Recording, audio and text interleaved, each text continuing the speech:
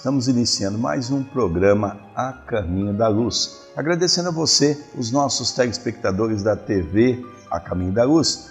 Hoje nós estamos aqui para podermos falar um pouquinho mais dessa doutrina redentora. Agradecemos ao Gabriel, que está aí na técnica para nós, cuidando da aparelhagem da TV, e também do nosso querido Chicão, que está na Rádio Clube, manuseando os equipamentos para que você possa ter uma qualidade de som, de imagem capaz de nos ver, de nos ouvir, para podermos conversar um pouco sobre esse assunto tão palpitante que se trata do Espiritismo. Boa noite, André Luiz. Boa noite, caro Sérgio, caros telespectadores, caros ouvintes. Que Jesus nos abençoe. É com grande alegria iniciarmos mais um programa Caminho da Luz juntos. Que possamos ter um programa repleto de muitas informações, repleto de muito conhecimento para você que toda semana nos assiste, nos prestigie. Não se esqueça de mandar a sua mensagem. Nós hoje, como sempre fazemos em todos os nossos programas, nós estaremos então estudando na primeira parte, no primeiro bloco, o livro Nosso Lar. Capítulo por capítulo, tentando descortinar esse momento maravilhoso que André Luiz traz para todos nós, através das mãos abençoadas de Francisco Cândido Xavier, mostrando para todos nós um pouquinho o que é uma cidade no mundo espiritual. No dia de hoje estaremos dando continuidade no capítulo 3, a oração coletiva, quando André nos fala: embora transportado à maneira de ferido comum, lobriguei o quadro confortante que se desdobrava à minha vista. Clarencio, que se apoiava num cajado de substância luminosa, deteve-se à frente de grande porta, encravada em altos muros, cobertos de trepadeiras, floridas e graciosas. Tateando um ponto da muralha, fez-se longa abertura, pela qual penetramos silenciosos. É interessante nós analisarmos, como já estamos fazendo todos os nossos programas, o quanto André Luiz tenta mostrar para nós de que a vida no mundo espiritual é semelhante aqui na Terra. Quando nós sofremos um acidente, quando nós tomamos um tombo, quando nós caímos de alguma maneira, nós somos quase que compelidos a sermos carregados, geralmente em macas. E aqui nós vemos André Luiz fazer uma menção interessante, que ele estava, de uma certa forma, tão desgastado, tão exaurido, que ele foi carregado de maca. Ele foi carregado por aqueles irmãos que vieram lhe buscar. Nós já vimos no capítulo anterior que colocaram aquele lençol, ele deitou no lençol, fez como maca, e ele foi levado então até os portões de Nosso Lar, onde ele começa a perceber que uma muralha muito grande, em termos de muro, havia um portão imenso pela qual eles chegaram à porta, ele estava com um cajado iluminado, Clarencio, que é o benfeitor espiritual que foi retirar ele das zonas umbralinas, e ali então deveria ser o cajado que iria iluminar o caminho até que eles pudessem chegar à porta de Nosso Lar. Branda claridade inundava ali todas as coisas. Ao longe, gracioso foco de luz dava a ideia de um pôr do sol em tardes primaveris. À medida que avançávamos, consegui identificar preciosas construções situadas em extensos jardins. Aqui ele já começa a aguçar os seus olhos, ele já começa a perceber algo diferente. Ele já começa a perceber que ele está diante de uma cidade cheia de prédios, jardins maravilhosos, que nós vamos falar um pouco mais à frente, que ele faz questão de descrever, de tal era a sua beleza. Ele consegue ver o pôr do sol que já estava quase no seu final, já estava quase entrando a noite. Uma luz branda que adivinha daquele cajado e também da iluminação de nosso lar.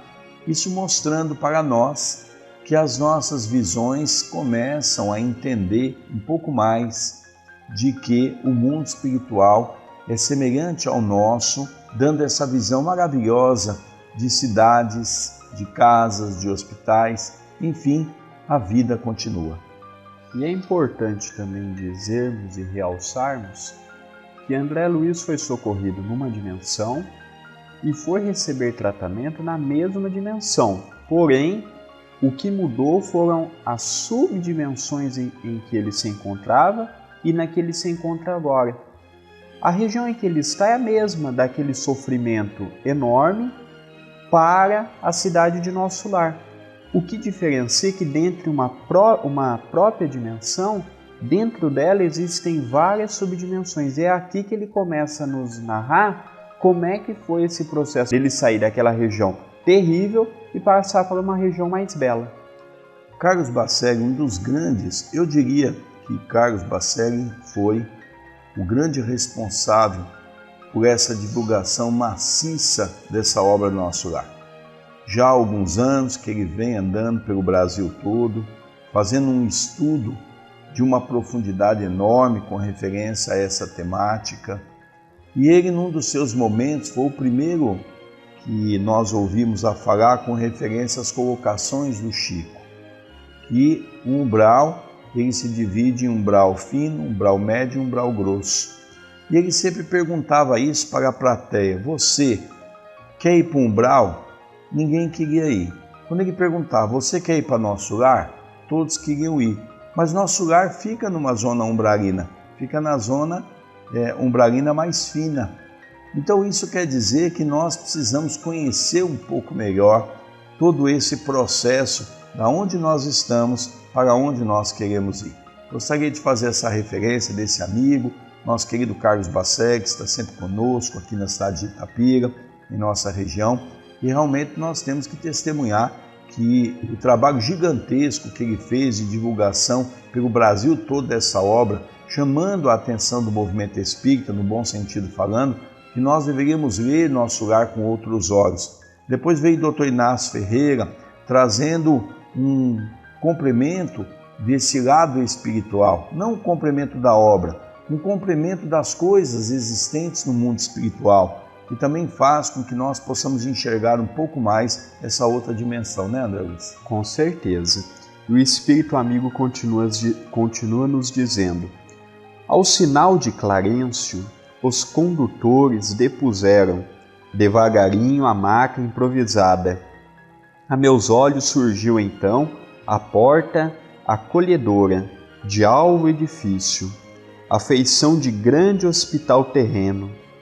2 jovens, envergando túnicas de nível linho, acorreram pressurosos ao chamado de meu benfeitor, e quando me acomodavam num leito de emergência para me conduzirem cuidadosamente ao interior, ouvi o generoso ancião recomendar carinhoso. É interessante, né? Eu acho que nós precisaríamos, e essa é a nossa ideia, mesmo que às vezes nós vamos bater na mesma tecla, mas é importante nós percebermos que cada frase, ela vem nos mostrar a materialização que existe no mundo espiritual. Eles entraram pelo portão. Aí já dá uma visão de que as pessoas imaginam que os espíritos ficam levitando, eles passam parede. Dependendo da dimensão que ele está, ele não tem essa condição. Ele estava numa dimensão naquele momento que não dava a ele essa condição, é uma dimensão como a nossa.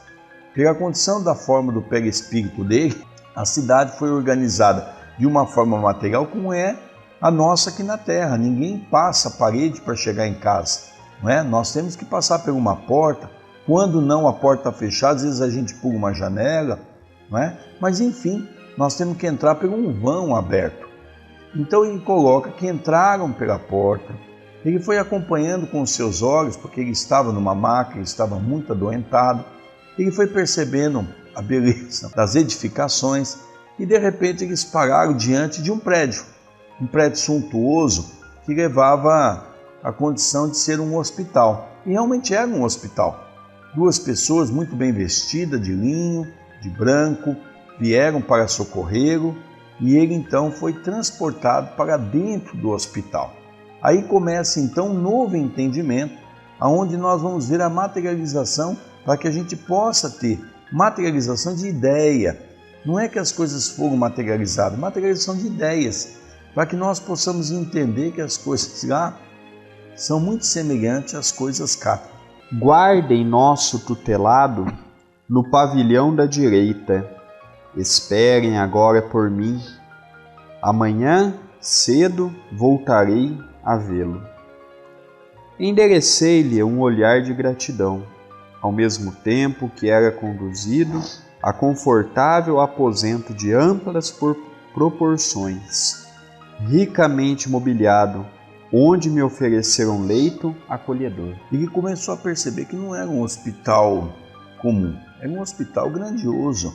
Ele era amplo, os quartos bem mobiliado, bem aparelhado, porque nós sabemos que no mundo espiritual os equipamentos primeiro são criados do lado de lá, para depois ser trazido para nós aqui.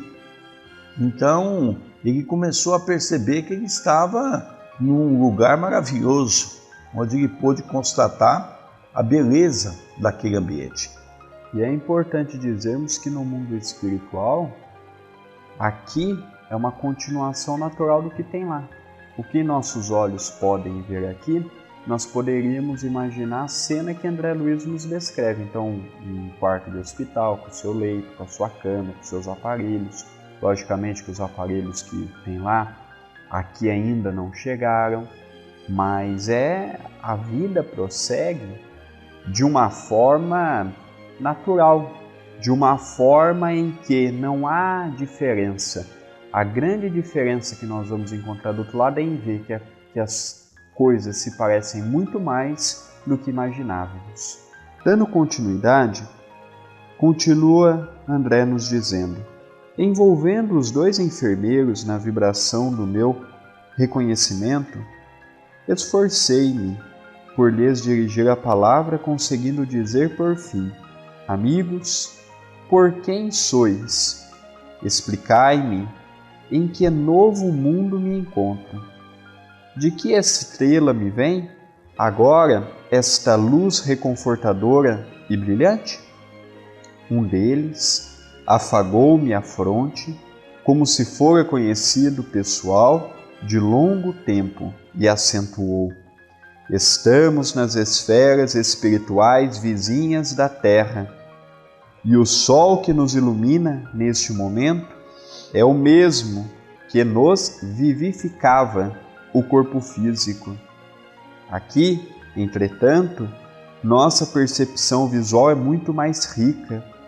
A estrela que o Senhor acendeu para os nossos trabalhos terrestres é mais precisa e bela do que a supomos quando no círculo carnal.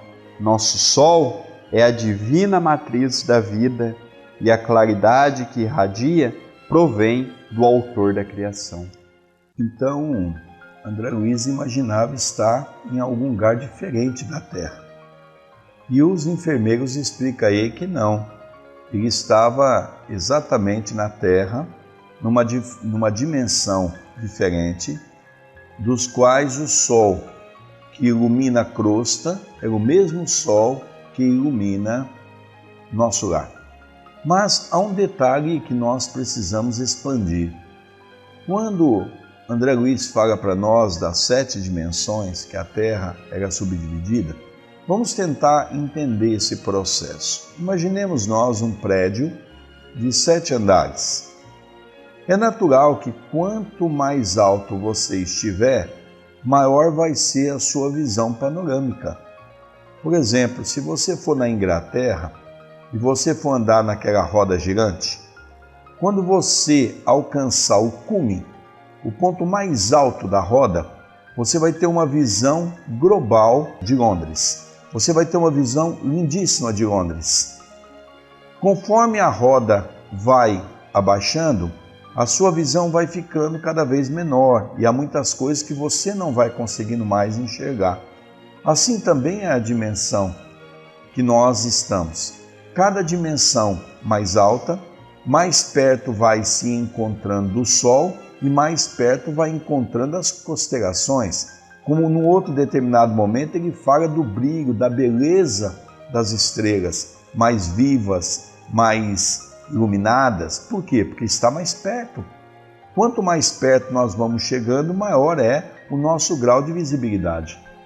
É importante também realçarmos, como nos diz aqui um dos enfermeiros, a André Luiz, que a região que ele está, apesar de não ser igual está num umbral grosso, umbral médio, apesar de ser já um umbral fino, ainda se encontra muito próximo da Terra, nos círculos da Terra. Então, imagina a beleza que é, por exemplo, a quarta, a quinta dimensão, que já supera toda essa dificuldade mais grosseira que nosso lar ainda enfrenta.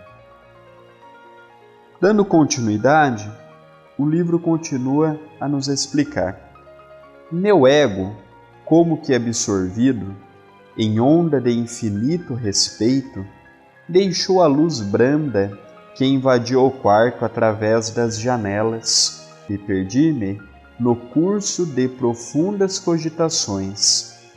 Recordei, então, que nunca fixara o sol nos dias terrestres, meditando na imensurável bondade daquele que nolo concede para o caminho eterno da vida. Semelhava-me assim ao cego venturoso que abre os olhos para a natureza, sublime, depois de longos séculos de escuridão. A essa altura, serviram-me caldo reconfortante, seguido de água muito fresca, que me pareceu portador de fluidos divinos. Aquela reduzida porção de líquido reanimava-me inesperadamente. Não saberia dizer que espécie de sopa era aquela, se alimentação sedativa, se remédio salutar. Novas energias amparavam-me a alma, profundas comoções vibravam-me no espírito. Ele faz referência ao sol novamente, dizendo do seu brilho, da sua beleza, que aqui na Terra ele nunca viu um sol tão bonito, ele nunca havia reparado a beleza do sol, mas ele conseguia entender que a beleza do sol, do ângulo que ele estava, realmente é muito mais bonito do que o ângulo que nós estamos aqui na crosta. E aí ele fala que num determinado momento eles vieram lhe dar um caldo, vieram lhe dar água potável. Vejamos que fato interessante, um caldo. Ele não sabia descrever que tipo era aquele caldo, quais os legumes colocados naquele caldo, mas ele sabia que era um caldo que iria trazer a ele o que ele necessitava, porque ele estava com fome. Bom, mas o espírito, então, quando ele está com fome, ele tem a necessidade de comer, né? Então nós começamos a perceber de que no mundo espiritual nós comemos também. Bom, se nós comemos, nós também temos sede, então foi dado a ele água. É interessante que nós estamos começando a entender que dentro da nossa forma perispiritual, nós somos criaturas que mantivemos os nossos órgãos. E é aí que nós começamos a entender esse lado, esse duplo, quando é falado duplo, que talvez seja a palavra mais correta, o duplo de todo ser, não é? Não apenas da nossa carcaça, do nosso corpo exterior, mas também de tudo aquilo que é inerente ao nosso corpo interno, aos nossos órgãos. Com certeza. Então, nós que hoje, na atualidade, militamos na doutrina espírita, é importante que nós comecemos a nos adaptar o mais rápido possível com o que a nossa religião nos ensina.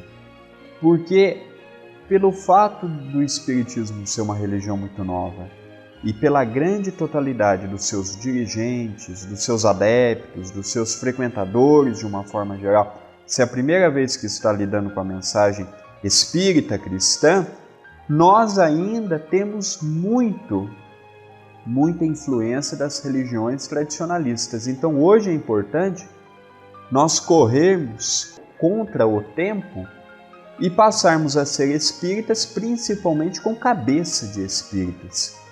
Não espíritas mais com cabeça e mentalidade católico, de evangélico, de ateu, de protestante, de budistas e seja qual religião for. Hoje não, hoje nós temos que entender que a desencarnação nada mais é do que um processo natural que decorre com todos nós que nos encontramos encarnados. Hoje nós já estamos começando a ver por livros que já estão nos mostrando que nos mundos espirituais que fazem parte do planeta Terra, nas dimensões espirituais que fazem parte do planeta Terra, no mundo espiritual também há a reencarnação, a desencarnação. Então nós estamos notando que é uma lei natural. E nós temos que começar a ver que a vida no mundo espiritual ela é igual a que nós temos aqui. Espírito passa, é engraçado, não é? Espírito antes de reencarnar, a grande maioria, ou uma minoria, dependendo do caso da pessoa, muitas vezes passa por um hospital. Quando reencarnam, quando desencarnam também passam por um hospital. A vida continua, é a vida natural, em que mais cedo ou mais tarde todos nós nos depararemos com essa realidade.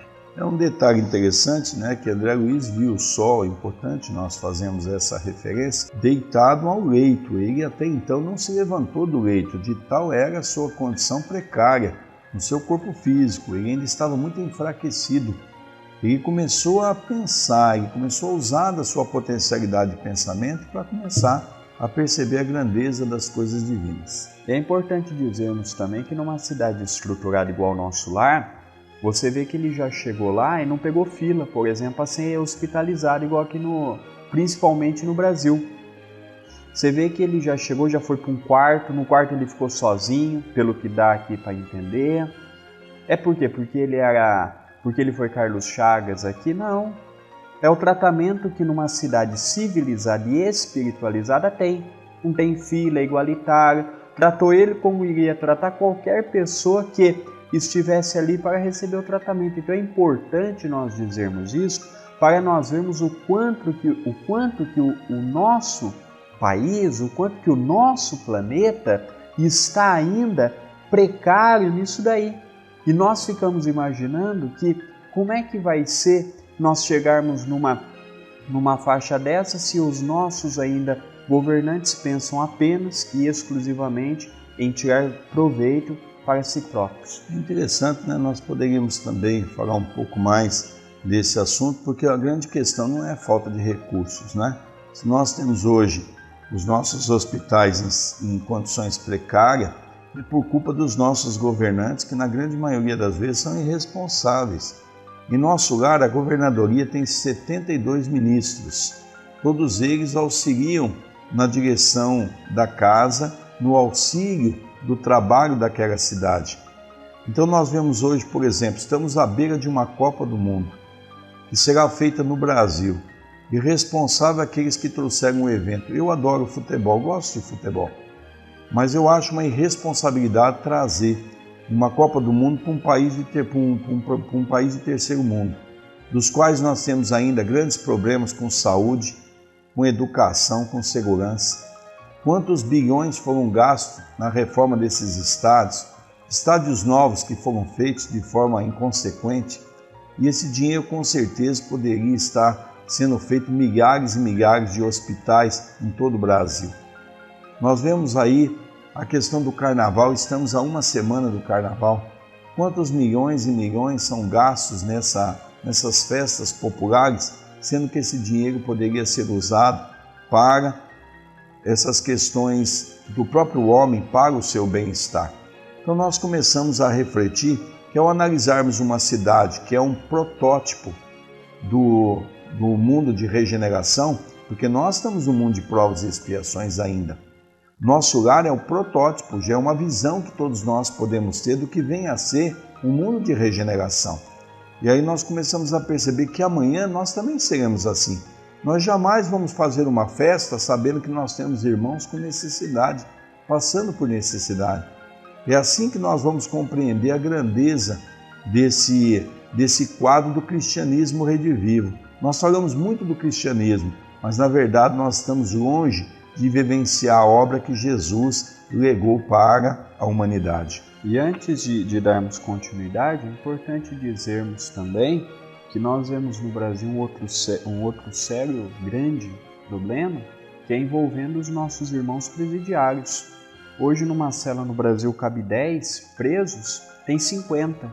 Então não é porque eles foram pegos roubando ou cometendo alguma infração contra a lei que eles não são filhos do mesmo Pai que é Deus.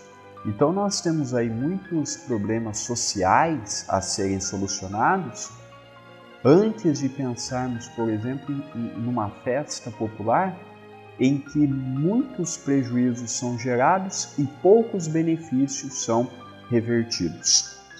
Minha maior emoção, todavia, reservava-se para instantes depois.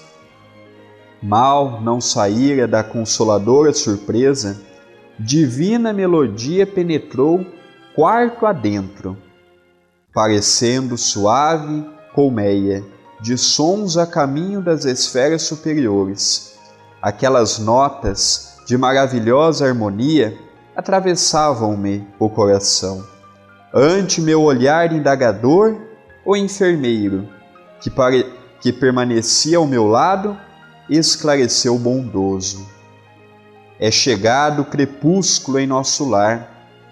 Todos os núcleos desta colônia de trabalho, consagrada ao Cristo, a ligação direta com as preces da governadoria. Interessante, né? Nós fazemos aqui uma referência que ele percebeu que num determinado momento uma música melodiosa, uma música de um fundo que convidava a meditação, começou a tocar no ambiente. E ele pergunta ao enfermeiro o que seria aquilo. O enfermeiro diz que era um momento de prece em nosso lar. Era um momento que eles paravam para que a reflexão pudesse fazer. Nós vamos fazer uma referência que nosso lar em nenhum momento diz ser uma cidade espírita. Nós estamos falando de uma cidade cristã. Tanto os católicos quanto os evangélicos, os espíritas, todos que ali estão, de uma certa maneira, têm o culto ao Cristo. Naquele momento era um momento induzido pelos dirigentes daquela cidade para que nós pudéssemos agradecer ao alto, agradecermos ao Pai pelo dom da vida. Enquanto a música embalsava o ambiente, despediu-se atencioso. Agora fique em paz, voltarei logo após a oração. Empolgou-me ansiedade súbita. Não poderei acompanhar-vos. Perguntei, suplicante. Está ainda fraco, esclareceu gentil. Todavia, caso sinta-se disposto... Olha, André, que interessante, né? Nós poderíamos dizer, porque a hora passa muito rápido, mas nós poderíamos mencionar, André, que da importância, por exemplo, quando ele faz essa colocação para todos nós, que ele pede para ir junto, para o momento do crepúsculo, para o momento da prece. Mas o Espírito diz, não, você ainda não pode levantar-se da cama, você ainda está enfraquecido. Aquela melodia renovava-me as energias profundas. Levantei-me, vencendo dificuldades, e agarrei-me aos braços fraternal que se me estendia. Seguindo, vacilante, cheguei a enorme salão, onde numerosa assembleia meditava em silêncio, profundamente recolhida. Da abóboda cheia de claridade brilhante, pendiam delicadas e flóreas guirlandas que vinham do teto à base, formando radiosos símbolos de espiritualidade superior. Ninguém parecia dar conta da minha presença, ao passo que mal dissimulava eu a surpresa inescindível. Todos os circunstantes atentos pareciam aguardar alguma coisa, contendo a custo numerosas indagações que me esfervilhavam na mente. Notei que no fundo, em tela gigantesca, desdenhava-se prodigioso quadro de luz quase férica. Obedecendo a processos adiantados de televisão, surgiu o cenário de templo maravilhoso. Sentado em lugar de destaque, um ancião coroado de luz fixava o alto. Em atitude de prece, envergando alva túnica de irradiações resplandecentes. Em plano inferior, 72 figuras pareciam acompanhá-lo em respeitoso silêncio. Altamente surpreendido, reparei Clarencio participando da assembleia entre os que cercavam o velhinho refulgante. Interessante, né, André, quando ele fala para nós sobre os 72 ministros que acompanhavam o governador. É interessante que eles eram um grupo unidos e naquele momento todos eles paravam para orar a Deus em forma de agradecimento. Veja que André Luiz estava fraco, mas ele fez um esforço, a música lhe deu um tom diferente para a sua alma. Ele levantou-se cambaleante, segurou nos braços e aí então ele caminhou. Vamos dar continuidade. Apertei o braço do enfermeiro amigo e, compreendendo ele que minhas perguntas não se fariam esperar, esclareceu em voz baixa que mais se semelhava a leve sopro. Conserve-se tranquilo, todas as residências e instituições de nosso lar estão orando com o governador, por meio da audição e visão à distância. Louvemos o coração invisível do céu. Nós temos que fazer aqui um pequeno comentário, porque naquela época, 70 anos que foi escrito esse livro, tinha televisão. Veja, nós não tínhamos isso no Brasil ainda. Ele já mencionava de televisão, ele já dizia que havia caixas acústicas e no lugar que a televisão as pessoas não podiam ver, tinha as caixas acústicas para que as pessoas pudessem ouvir. Já é um avanço muito grande já naquela época, não é? Mal terminar a explicação, as 72 figuras começaram a cantar harmonioso hino, repleto de indefinível beleza.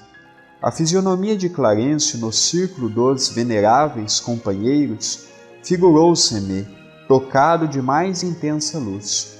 O cântico celeste constituía-se de notas angelicais e sublimado reconhecimento. Pairavam no recinto misteriosas vibrações de paz e de alegria, e quando as notas argentinas fizeram delicioso staccato, desenhou-se ao longe, em plano elevado, um coração maravilhosamente azul, com estrias douradas. Cariciosa música, em seguida, respondia aos louvores, precedente talvez de esferas distantes. Foi aí que abundante chuva de flores azuis se derramou sobre nós, mas fixávamos os miosotes celestiais. Não conseguíamos detê-los nas mãos. As corolas minúsculas desfaziam-se de leve ao tocar-nos a fronte, experimentando eu, por minha vez, singular renovação de energias ao contato de pétalas fluídicas que me balsamizavam o coração. E depois ele encerra, Zé, com a última frase dizendo da alegria dele ter participado daquele bálsamo que encheu seu coração. Mas é importante nós revermos alguns pontos importantes desse último trecho para que a gente possa perceber, esse coração azul. Eu não poderia deixar de fazer um comentário, porque eu tive a oportunidade e agradeço a Deus por ter conhecido alguns grandes espíritas, entre eles a nossa tia Igorina Cunha, que trouxe a planta de nosso lar. Por muitas vezes tive a oportunidade de tomar café na tia Igorina Cunha, junto da sua irmã Nezinha, junto da Maria, que ali mora com elas, uma família maravilhosa que nos acolhia. O André teve a oportunidade de ir por muitas vezes me acompanhando, e ela, quando falava desse coração, ela se enchia os seus olhos de lágrimas. Ela falava de algo bonito, de algo esplendoroso, de algo que pudesse encantar. Da mesma maneira que André Luiz se encantou ao ver aquele coração, que era o coração onde todos enchiam naquele momento com as suas vibrações de amor, para que ele pudesse pulsar na crosta, nos auxiliando. Por isso que quando nós oramos com sinceridade, nós entramos em sintonia com essas energias do alto, e é por isso que nós somos agraciados, não às vezes com a solução dos nossos problemas, mas com uma palavra de conforto, com uma palavra de carinho, não é? É assim que a espiritualidade repõe as nossas necessidades. Nós notamos que, de fato, é muito rico as colocações de André Luiz, e é difícil a pessoa que não gostaria de estar naquele momento presenciando dessa paz, dessa harmonia, dessa tranquilidade que tanto falta no nosso dia a dia. Nós não poderíamos deixar de fazer esse comentário da nossa tia Igorina Cunha, que deu uma contribuição magnífica, porque se André Luiz trouxe pelas mãos de Chico Xavier a história de nosso lar, ela trouxe a planta baixa para que nós pudéssemos ver como se fosse em forma de fotos aquelas imagens maravilhosas da cidade. É assim que nós conseguimos estudar a beleza da complexidade dos temas do mundo espiritual.